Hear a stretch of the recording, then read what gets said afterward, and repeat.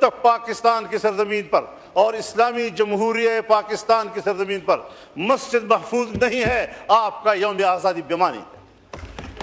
جی amendment پہ آ جائیں مولانا صاحب۔ اس مذہب کے لیے، اس دین کے لیے، اسلام کے لیے، لا الہ الا اللہ کے لیے، شاعر دین کے لیے، اس کے تحفظ کے لیے اس ملک کو بنائے ہوئے ہیں، اور اسی کے لیے ہم یوم آزادی مناتے ہیں۔ اگر اسی دن ہمارے شاعر پر حملے کیے جاتے ہیں، ان کو تباہ کیا جاتا ہے، یوم آزادی کس چیز کا؟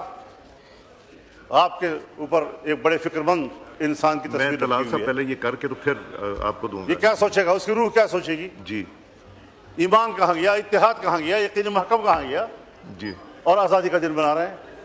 یہ ساری چیزیں ہم تضادات کا شکار ہیں قومی سطح پر، اور ہمیں آج ہی وہاں پر وعدے کے مطابق 48 گھنٹے کے اندر 48 گھنٹے 1 بجے پورے ہو گئے ہیں، 1 بجے پورے ہو گئے ہیں، اور ابھی تک وہاں پر اینٹ نہیں رکھی گئی۔ تو یہ خلاف ورزیاں یہ آپ کی طرف سے ہو رہی ہیں، اور ہم آپ اشتعال کا ماحول پیدا کر رہے ہیں۔ آپ اشتعال پیدا کریں اور ہمیں کہیں کہ جی آپ کول ڈاؤن کریں۔ پاکستان کا ہر شہری اس وقت پاکستان میں مجرم ہے۔ حکومت اور ادارے جب چاہیں بغیر پوچھے کسی شخص کو بھی گرفتار کر سکتی ہیں، اور گرفتار کر لینے کے بعد پھر اس کو ثابت کرنا ہوگا کہ میں گناہ گار نہیں ہوں۔ یہ شریعت کے لحاظ سے کہاں ہے؟ یہ انسانیت کے لحاظ سے کہاں ہے؟ اس کا نشانہ صرف پاکستانی قوم کو کس طرح بنا دیا گیا ہے، اور پھر ہماری طرح کے کچھ کمزور ممالک، ترقی پذیر ممالک، ان کے کچھ حوالے بھی دیے جاتے ہیں کہ یہ قانون فلاں ملک میں ہے، پھر غلط قانون کو بطور نظیر پیش نہیں کیا جا سکتا۔ آپ جانتے ہیں کہ کتنے ممالک ہیں دنیا میں کہ اسی طرح کی غلط قانون سازیوں اور عدالت کے غلط فیصلوں کے نتیجے میں ہمارے قانون اور ہمارے فیصلے بطور نظیر پیش نہیں کیے جا سکتے۔ ان عدالتوں نے بھی پابندی لگائی ہوئی ہے، ان پارلیمنٹوں نے بھی پابندی لگائی ہوئی ہے۔ ہم کہاں جا رہے ہیں؟ میں بتانا چاہتا ہوں، ایک شخص کو گرفتار کیا گیا خفیہ رپورٹ کی بنیاد پر اپنے گاؤں سے 15-16 کلومیٹر دور، اور لگا دیا کہ جی اس کے گھر سے اسلحہ پکڑا گیا۔ بھائی تم گھر میں گئے نہیں ہو، تم نے 16 کلومیٹر دور اس کو پکڑا ہے، ایک دکان میں پکڑا ہے اس کو، گھر سے برآمد ہو گیا اسلحہ۔ اس طرح کی جھوٹ بولے جاتے ہیں۔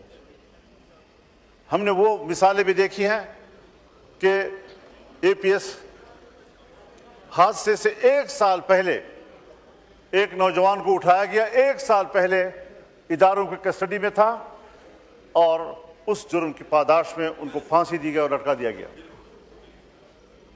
کون سا انصاف ہے ہمارے اس ملک میں؟ کس انصاف کی آپ باتیں کر رہے ہیں؟ دہشت گردی کے خلاف جنگ کب سے شروع ہوئی؟ کب سے ہم سفر کر رہے ہیں؟ اور میرے خیال میں یہ گزشتہ 20-25 سالوں میں جو ہم نے دیکھا ہے، یہاں دہشت گردی ختم کب ہوئی ہے؟ کہ آپ کہتے ہیں کہ جی آج ایک نئی لہر آ گئی ہے، اس کے دہشت گردی ختم کب ہوئی ہے؟ اس کا سلسلہ کب ٹوٹا ہے؟ ہم اپنے گاؤں میں نہیں جا سکتے۔ میرے ملک کا ایک معزز شہری میرا مہمان تھا، میرے گھر سے نکلا، میرے گاؤں سے اسلام آباد کے لیے، گھر کے دروازے پر ان کو اطلاع دی گئی کہ روڈ جو ہے دہشت گردوں کے قبضے میں ہے، آپ نہیں جا سکتے۔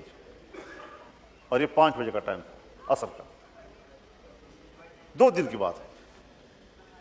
کہاں ہے آپ کا رٹ؟ کہاں ہے آپ کی حکومت؟ باجوڑ میں کیا صورتحال بنی ہوئی ہے؟ اور پھر ہم پبلک کو آگے کرتے ہیں، قبیلے کو کہتے ہیں آپ بات چیت کریں۔ بابا ان کے پاس اسلحہ ہے، میں غیر مسلح ہوں۔ تمام قبائل کو آپ نے غیر مسلح کر دیا ہے، ان کے پاس اپنے تحفظ کے لیے کوئی چیز نہیں ہے، اور آپ مسلح لوگوں کے ساتھ کہتے ہیں کہ آپ مذاکرات کریں۔